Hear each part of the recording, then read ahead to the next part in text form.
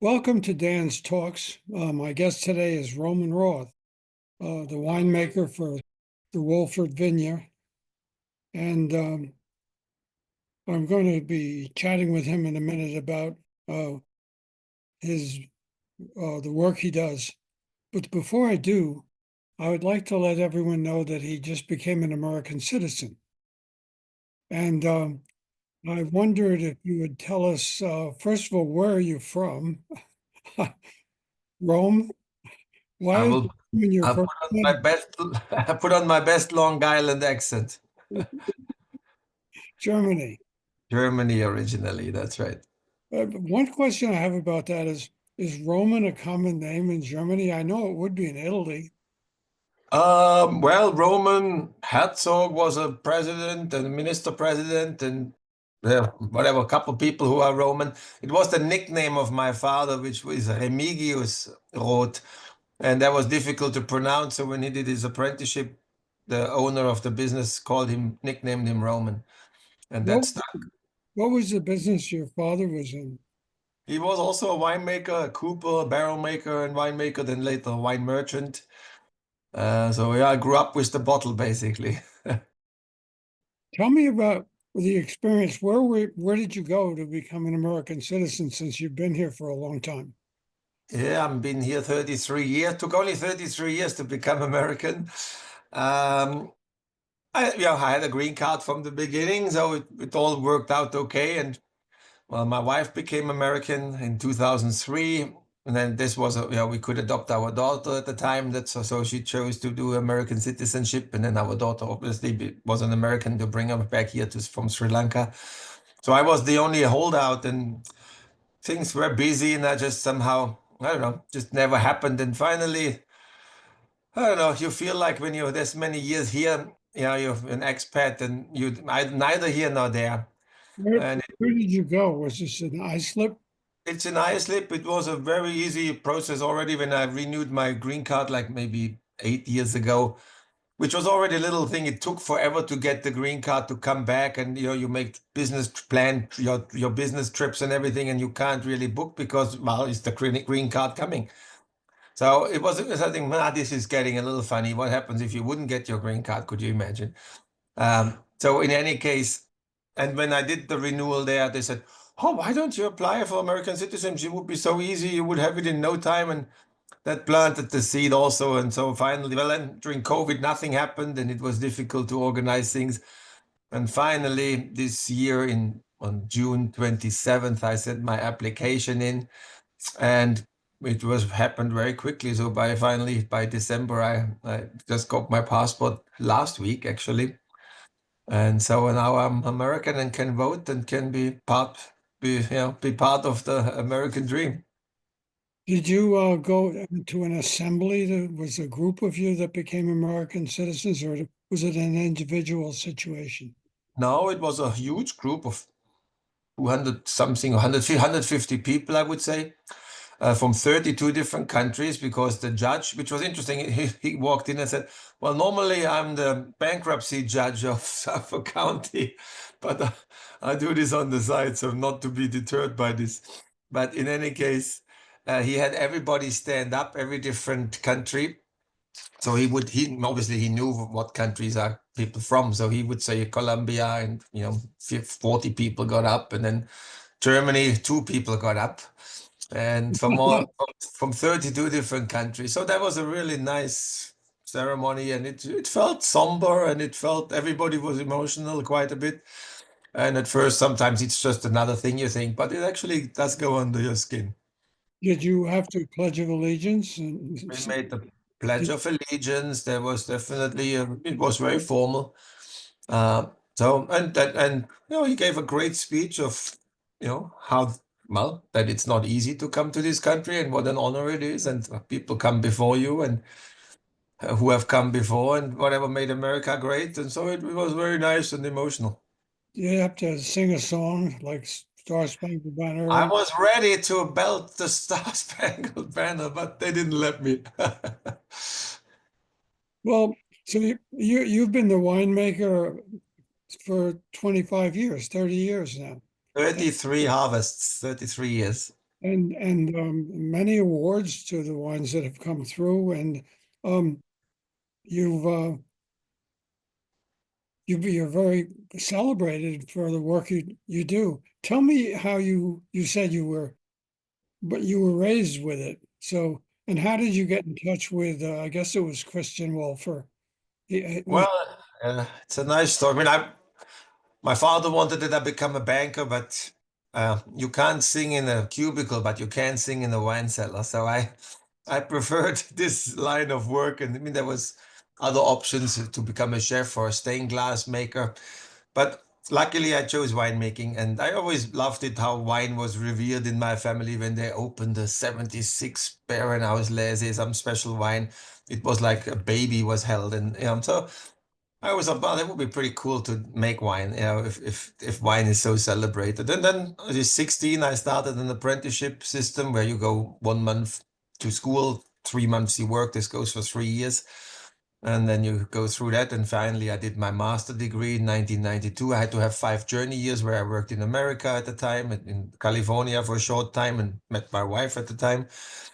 Then I worked in Australia at Rosemount Estate, which was super interesting and kept me away from Riesling, to see other things. And especially in the new world that you realize, boy, this is all possible and you don't have concrete boots of tradition on, So it was very interesting.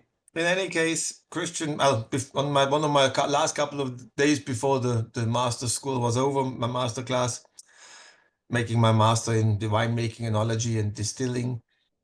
There was one of the professors walked around, hey, there's a job offer in New York.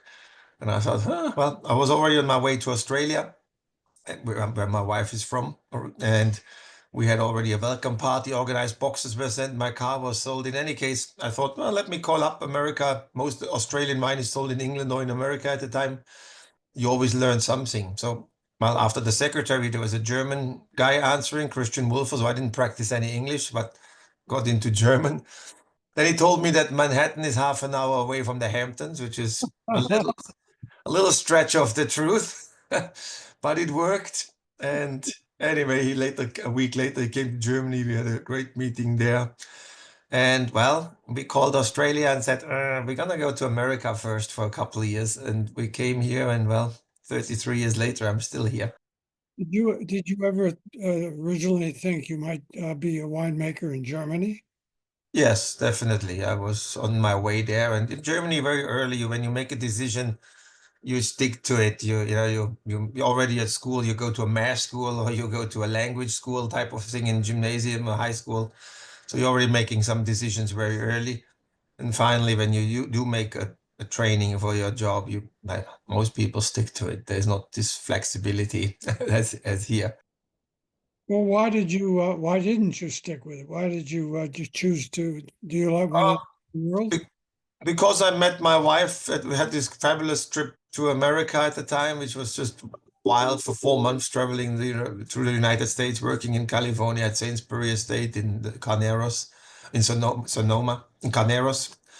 Anyway, it opened up the world, and then later I went to Australia and worked there, and just you could realize, hey, I can make wine anywhere. You don't have to be just stuck. I mean, in my family, we didn't have a vineyard, so I would have had to work in another region like the Rheingau, which is like 4 hours away from my hometown in the Black Forest.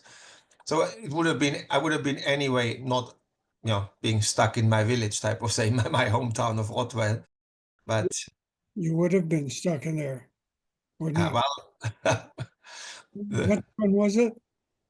I came in 1992 in August. We came here to America, made the first wine here, 3,000 cases, and was in the world one of the worst years of history. Probably the years. It was the year of 13 rainy weekends. And if you rent in the Hamptons, everything gets judged by rainy weekends. So it was not an easy year, but we made actually lovely wine. And it was the start of our rosé. We made 82 cases rosé. Now we make over 100,000 cases rosé, just rosé alone. So it's quite has been a journey, quite amazing. From coming from nowhere, where people didn't want to touch Long Island wine with a stick, to now being celebrated and selling in 37 states and 13 countries, and it's been quite a change over the years. What do you attribute that to? consistency that we've made. Everybody can make good wine in a good year, but we really pride ourselves of making great, really good wines in the difficult years. And I think people have, well, what you buy, you buy what makes you happy and what you trust. And some in a bottle makes people happy, and you can trust the quality. Now people buying even the wine without even tasting, like restaurants or liquor stores. Normally you have to go there, you have to sample, you have to tell them about the vintage. Hey, new vintage, just send me 10 cases. It's like really has been a big change. Um, when you first got here, I'm trying to remember. The Hargraves had chosen the North Fork as a place you could have a vineyard Yeah. instead of a potato field, because we were all on potatoes at that time. And uh, they proved themselves correct over the objections of some of the potato farmers. And how far along was the North Fork when you got here? I want to say there were 13 wineries, maybe on the North Fork, and down here there was Bridgehampton Winery and Wölffer and Sagaponack Vineyard at the time it was called, because Christian didn't realize how great the potential is. So the original name was Sagaponack Vineyard, which then once he saw that we got into all the four-star restaurants in New York, Daniel, Jean-Georges, L'Espinasse, La Caravelle, and Le Bernardin at the time, and then he changed. Well, I want my name on the label, so voila, it turned into WÖlffer Estate. But it was fledgling. It was tiny. It was, certainly very difficult to sell wine at the time. Um, what is have you tried different kinds of grapes or to find the one that would be best or several? How does that work? Well, we pride ourselves on Long Island that we have all vinifera wines, the classic European grape varieties like Merlot, Chardonnay, Cab Franc. So that's quite different to, upstate, where there is still also hybrids. They make great vinifera wines there too, but they have a lot of hybrids as well. So we didn't have hybrids here. So it made us instantly a serious region. Then the climate is fabulous in the Hamptons. We're the last area in New York State to get a frost. So if you have no frost in the fall, you can have green leaves, great canopy, you have photosynthesis till the end of October, which is a very long hang time and helps us to ripen wonderful fruit. Red wines, for example, Long Island makes some of the best red wines on the East Coast, and if not in America. As a result, we're in the same latitude as Madrid and Naples, so we're much further south than French vineyards or German vineyards. So great sun. So the painters always talk about the sunlight. It's certainly good for grapes and ripening seeds and ripening skins of the grapes. It's a great conditions here. But again, we make elegant wines. We have the Atlantic, and that it was the tricky part. At the time, people wanted big fat Chardonnay and big fat, cough syrup red wines, basically. But we make elegant wines because we capture this Atlantic sea breeze and have more balance and have more lighter, less alcohol. So, but this is what's now much more favorable: less alcohol and more elegant wines. And people eat 3 vegetables and a tiny piece of protein instead of a monster steak. And this is where Long Island wines shine. Um, what do you mean by that? How does it enhance that? More, Well, it's like when you squirt a piece of lemon on your fish, or you want a little bit of freshness on your dish, and that's what a wonderful, elegant wine does. It cleanses your palate. It cuts right through the fat of duck or of salmon, let's say, and so it gives you a more balanced and a more elegant meal. And if you have a whole night of, dinner, like 5 course meal or something, you want to start. It's fine that the last wine could be some heavy, big monster, which is you slowly graduating up to that. But at the beginning, you want to start with light and elegant. um, what have you ever thought to go back, or have you been back to your homeland to visit? Well, I go every year. I never left Germany because I didn't like it. It was just one of these things that called me here, and who knew that this would last this long and be such a success. So I go home. I love my family. I have 29 cousins on my mother's side and 26 cousins on my father's side, and we are close with all of them actually. So I love to go home. I'm going this February home for the first we're the first winery to invite, first East Coast winery to be invited for the Rheingau Gourmet Wine and Food Festival. So I'm very proud of that. So I'm going there to represent us and show WÖlffer wines. So that will be an exciting trip. And so yeah, I go home a lot, and but you know, it's part of the fun traveling, of course. It's tell me a little bit about your family and where you settled out here. Well, we settled on my wife Dushi, who was born in Sri Lanka, but they immigrated to Australia when she was 13 years old, her parents, and she became a doctor. So she's the doctor and I make the medicine, I always say.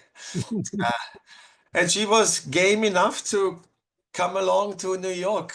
And she actually, it was funny at the time, because Christian, we had some interviews, and Christian was, of course, an interesting man. How would I recognize you at the airport? And he said, oh, easy, I'm tall, blonde, and good looking. I said, who talks like this? So my wife said, I'm coming along. If we're making such a decision, I need to meet this guy too. So we went to Stuttgart airport. We met him. It was 8 o'clock in the morning. And he said, well, where should we go? He said, oh, I want a drink. I said, what? Do you want a drink?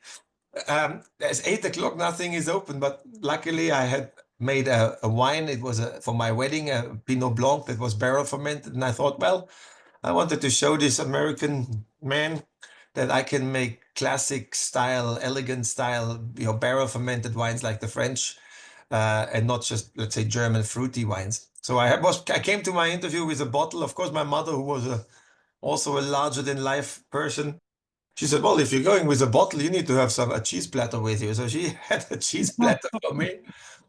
So you can imagine that was the interview, and the rest is history, basically. It went very well. But anyway, we came here with 4 bags, I think, and a guitar, and we settled here in Sagaponack in one of Christian's houses. Actually, it wasn't even ready, so we first had to go to East Hampton to a beautiful pond cottage on Georgica Beach on what's the Lily Pond Lane. So we should have never moved from there, I think. But in any case, it was a great start to get into East Hampton. I joined the East Hampton St. Luke's choir at the time, and instantly made very good friends for life.